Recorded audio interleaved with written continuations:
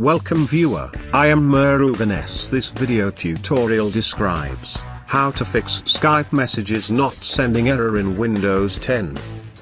Click Start button, Settings. Click Apps. Click Apps and Features.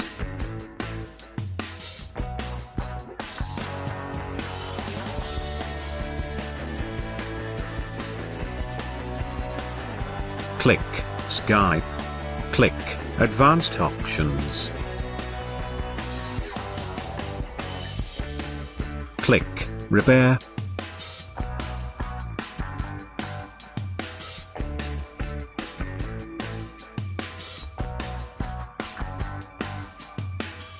Click Reset.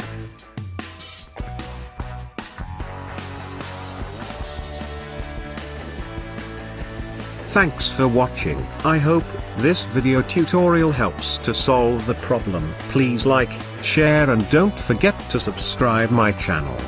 See you next video.